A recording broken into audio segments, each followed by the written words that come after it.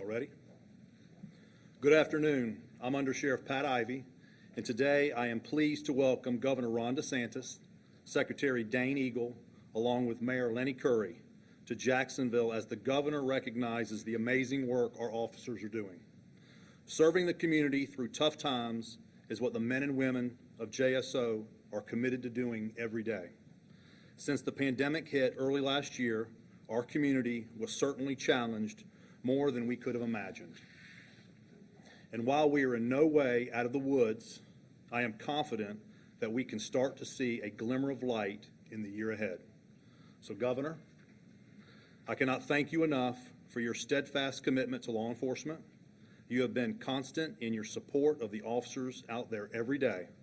Together, we have worked hard to make Jacksonville and our great state of Florida safer than ever. And today is just another example of you going out of your way to show that support. So thank you for being here with us. And with that, ladies and gentlemen, Governor Ron DeSantis. Okay. Well, thank you, and it's great to be at JSO. Thanks, Mayor Curry, for being here. Also want to recognize Representatives Byrd and Fisher. I didn't see Duggan. Is he here too?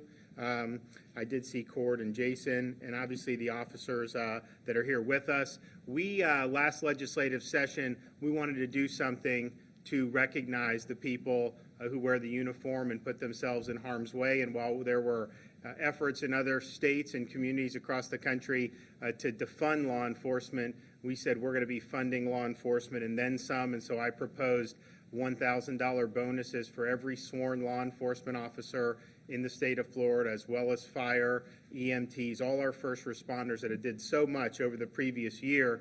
And we were happy that the legislature concurred in that and that we passed it and signed it in the law and the budget in June.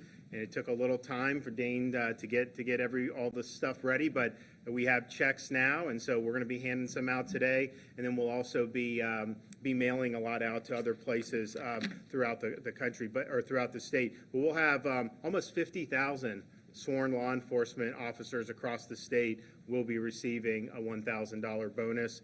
We also have many fire. I was just down in Surfside. We were able to give checks out to Task Force 1 and 2, which are both based in Miami-Dade and were instrumental in the response for the Surfside tragedy that happened in June, and really has left a deep hole in our hearts to this day. But they were there, and they saved a lot of people in those early hours, and then they searched nonstop through that rubble day after day, and it was such a bad collapse that I think realistically, in hindsight, there probably wasn't any opportunity, but they were not deterred. They did whatever they could to try to save folks. So we appreciate what they did, our fire. And of course, our police, it's just the type of thing where it's sometimes fashionable to knock the police. Some people try to make political points by criticizing the police. We've heard about defunding. We've heard about this or that. But let me tell you something. When there's something that goes wrong and someone's in jeopardy, they need people in uniform to come help. And it's usually the people who are the most vulnerable members of our society that are the ones that the men and women in law enforcement are usually called upon to serve and protect. And so we appreciate what the men and women of law enforcement do in the state of Florida. As governor, I do, but I think also as the legislature showed, they do as well. And you saw a lot of difficult circumstances over the past year and a half for police officers, and I think folks here at JSO and throughout the state of Florida, they stood strong, they served, and they made a real difference. We have some here who I'll particularly recognize. We have with us Police Officer Jack Chu.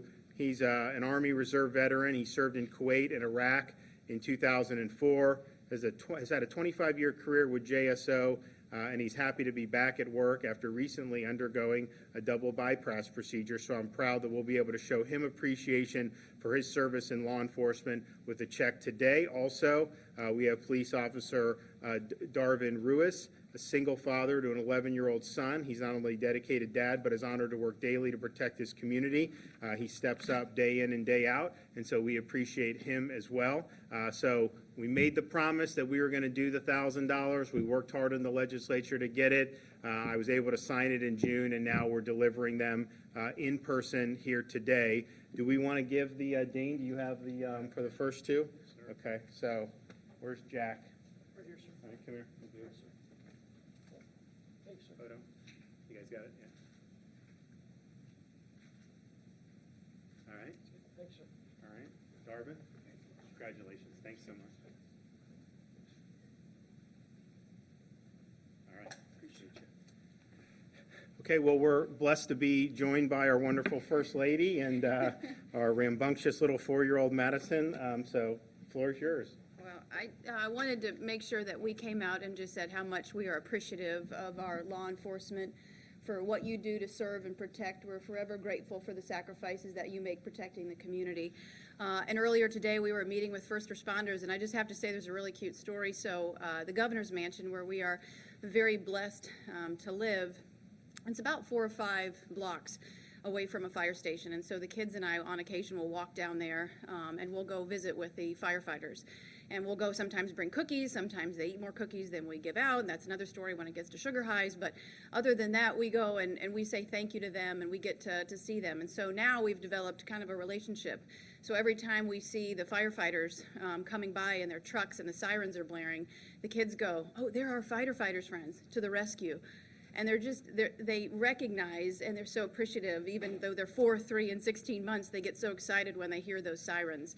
And so we really thought it was important to be here just to say thank you for those sacrifices that we know that you make day in and day out. And also, it doesn't come without a toll, because I would say, a lot of folks are serving. You're putting the needs of other people above yourself, and that doesn't come with a toll in the form of an emotional and mental toll. So that's why we're really looking at opportunities when it comes to the federal block grants that we've gotten from SAMHSA. We're working with DCF to see how we can work with our legislative partners to see if we can use those funds to best support the emotional needs of our first responders and our police. Because oftentimes there's some folks that are suffering, but they do so in silence. And I think really having those resources to show that there is a peer component, that there are people that they can reach out to and be able to confide in, I think will do a lot to give back to a community that has given so much. So thank you for your service. Okay. Mayor? Well, Governor, it's good to have you, the First Lady, and this princess in Jacksonville today. So on behalf of all of our residents, welcome back to Jacksonville. Governor, I just can't tell you how much this means. When I first ran for office, I started in 2014. What I heard from members of law enforcement, all public safety, Steve Zona, Randy Reeves, representing them, was that not only had they not had pay raises, they had pay cuts, benefit cuts, and morale was in a tough spot because of that. We've collectively worked together as a community to negotiate in the last 2 negotiations raises, but it sends a tremendous message when the leader of our state, the executive of our state, steps up with the members of the legislature and does this. So thank you, Governor, and thank you for all that you do. All right. Dane Eagle? Well, I'll be brief, but I wanted to thank the governor, the First Lady, the First Family, really, for making this a priority, honoring our first responders, and especially Madison here, future governor, as I mentioned, at the next stop. If she wants to be, I'm sure she would do an amazing job. But the governor has prioritized this, and we at DEO, Department of Economic Opportunity, we were in charge of facilitating it and making sure that it was done in a timely manner. We had to work with the 400 plus cities, the 67 counties, and really facilitate hundreds of thousands of checks getting out across the state. The governor wanted to focus on a few areas, and we're here in Jacksonville and Northeast Florida to highlight the cream of the crop and what they have done over the course of COVID. So without further ado, again, thank you to the governor, the legislature, for prioritizing this and meeting the governor's needs. As I read names, we'll ask you to come up. The governor will hand you a check. We're good here, and the undersheriff will help and assist with that. So we will get started. First up, Lieutenant Daniel Adams.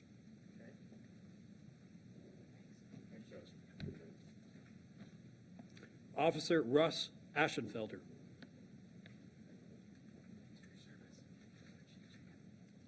Sergeant Harvey Baker.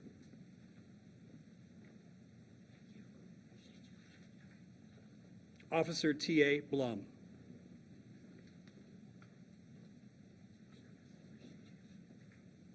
Assistant Chief Ellis Burns.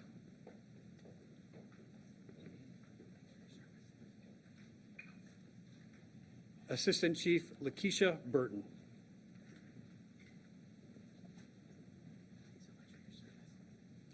Officer Jack Chu. Already got it. Oh, Officer Cassandra Clinton.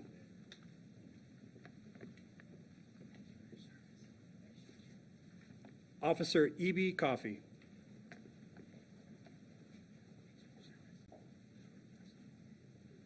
Officer Rolaska Hoover.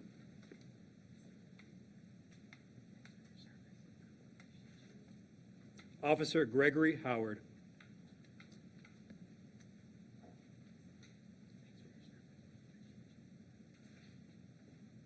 Officer Richard Jones.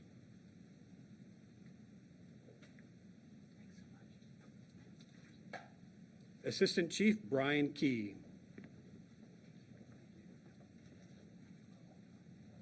Officer Sylvia Mitchell.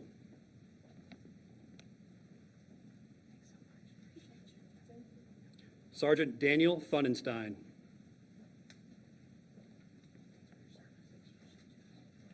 Officer Melissa Quinn.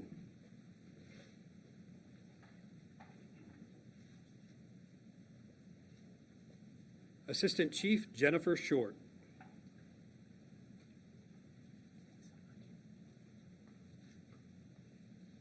Lieutenant J.D. Stronko.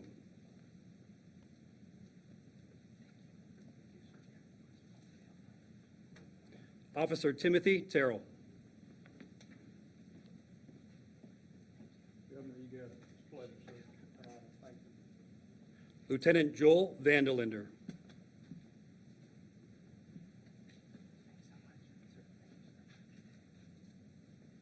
Officer Austin Votour.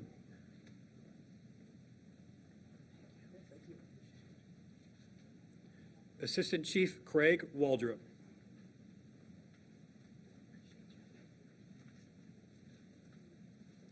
Chief Thomas Waters.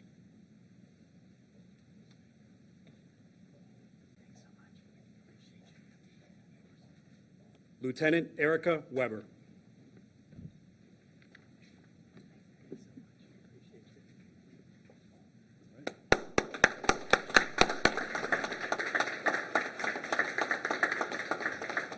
And the rest are hopefully in the mail, right, Dane? Yes, sir. Okay. So they'll be over probably this week and next week. People will have almost 50,000 sworn law enforcement officers getting them, many thousands more fire and EMT. And, you know, he did have to do a lot of work on this because it's not like the state just has, we have every law enforcement, EMT, first responder in like a separate data. We had to really get the information from all. So they worked really hard to do that. And I told them, I said, when we signed the budget in June, I said, look, I want to get this out in due time. I don't want this to take 6 months. So they were able to work hard and get it in a good working order. So thanks to the men and women of JSO.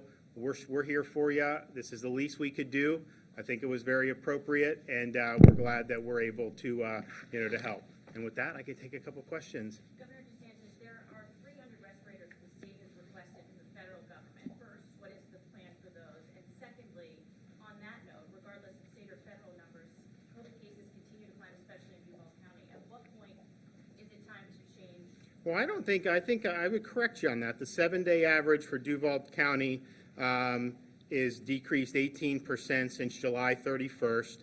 The emergency room visits in Duval County for COVID-like illnesses over the past week have decreased by 14%.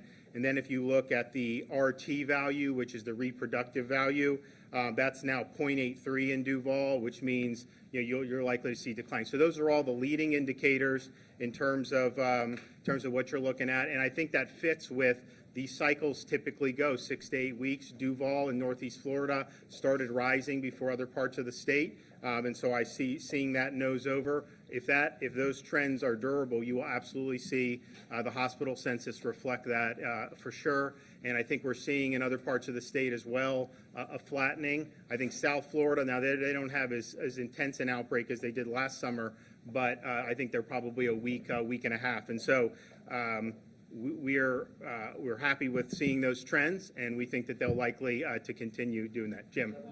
A lot of people disagree with that. I just left the hospitals. I left the testing sites. We had 24 people die at one hospital since the first of the month. Doctors are telling me it is only getting worse here, and I'm hearing that from a number of people. And they say when they say that they are lambasted because they're telling people that. No, well, look, I think the hospital. So these indicators I just talked about, 7-day average cases, COVID-like illness, ED visits, RT value, those are leading indicators that will later be reflected in the hospital census. And so if you have a decline in ED visits or cases, you're not necessarily going to see an immediate decline in the hospital census. It usually takes about 7 to 10 days to be able to do. But those are, those are the figures. I mean, we track it very carefully. Clearly, though, if you look, last summer we had a summer wave, but it was really 40 to 50% of it was confined in southern Florida. Duval dealt with it, other places dealt with it, but not to the extent this year. And so then this year, South Florida, a lot of those didn't reach their numbers from last summer. But then you have places like here in Northeast Florida, which has exceeded the numbers from last year. I can tell you, though, having talked with folks up and down the state with the hospitals, the Seniors First strategy we did on vaccinations has paid off. They are not seeing the same type of patients they saw last summer when they'd have nursing home outbreaks. They had a lot of senior citizens going in. We have 85, 90% of seniors have been vaccinated, and 80% of 50 and up, have been vaccinated, and they are not seeing a lot of hospitalizations and ICU admissions with that. So that's something that I think the lesson is, I think that Seniors First was right, that these vaccines are preventing severe illness, helping keep you out of the hospital. I think one thing that we can't say is that the vaccines are creating herd immunity. I think there's a lot of people that have tested positive who've been fully vaccinated. The protection you get from that is not what we thought it would be. But the good news is that when you do test positive, it's usually like a cold almost.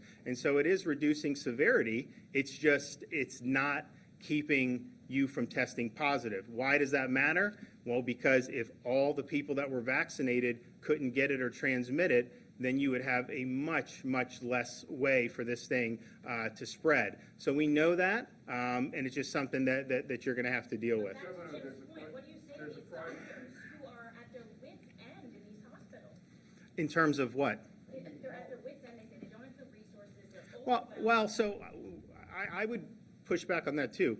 We're in contact, our ACA secretary, in fact, she's met with all the hospitals here. Why are you asking for 300 respirators? I didn't ask, I don't know, I did not know about that, so I've not heard about that, so I have to check to see whether that's true or not. I would honestly doubt that that's true, but I'll look, because we have a lot of stuff that we stockpiled over the last year and a half through the Department of Emergency Management. I've not had any requests across my desk. I've not been notified of that. But they are in contact with the hospitals. I'm personally in contact with CEOs of a lot of the major hospitals. I'm in contact with the mayor to the extent. Well, right. So I get that. But if you're saying that there's not resources, the way you would do that is a hospital would then ask, and we ask, what do you need? What do you need? And there hasn't been requests. The one thing that some of them had was the way that some of the companies were transporting some of the oxygen. They were not doing it. They thought that they were falling behind. Our DEM, we dealt with that, and we redid it. But, this is a lot different than March of 2020. There's been a year and a half to be able to get the resources you need, be able to stockpile different things. Obviously, we have more options in terms of dealing with folks. One of the things I think that's just been absolutely unforgivable with this whole thing is that a lot of people still don't know about monoclonal antibody treatment. That should be the number one thing that you hear from all these folks that are always going on TV and always harping about different stuff. Excuse me? Well, we've done that. I mean, that was, we've done a lot on that. But I'm just saying, like, when you have a wave, if you're dealing with a wave and you get infected, people should know that, especially if they're high risk, that they should early go to the doctor and try to see if this would help them. Because when they do it early, it works. The data is very strong, people that do it, but a lot of people don't even know about it. And so how would you be in a situation where our most effective defense to an infection, again, this is when you're already infected, that's not something that people understand. So we've tried to spread the word about it the best we can in the state of Florida, but I really think that this is something that should be talked more about nationally, because look, at the end of the day, the vaccinated folks we know can get infected.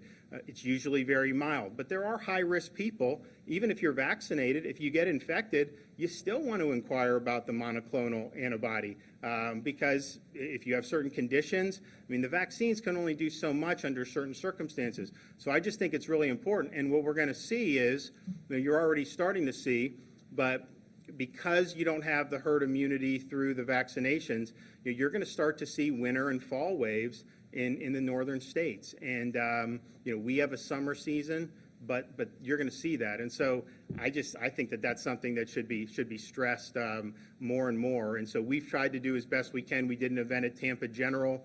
We had a roundtable with a bunch of the hospitals talking about what they're doing for monoclonal antibody. But at the end of the day, we have kind of the vaccination on the front end, and then you have the monoclonal antibody on the back end. Most of the other stuff, I know they do remdesivir and some of those other stuff. I'm not sure how much that's really moved the needle. One more. Governor, the health community is asking for the reinstatement of the dashboard so they can have a daily snapshot as to what's taking place county by county. Will you reinstate it? Well, I'll talk to the health department about it. I mean, at the end of the day, they do a very thorough report that they put out on Fridays. It's got a lot of information about every indicator that you can have. We did have the CDC. They misreported some cases that they had submitted over the weekend. Basically, they did a 3-day report. CDC put that over 2 days and made it look like we had higher on those days than we did. And so we're trying to figure out if that's been corrected, and if not, whether it would just make more sense to maybe at least put out something. So stay tuned on that. We'll see what happens. Okay, thanks everybody. Great to be here. We got a question, Dane. Can I get Follow up with you.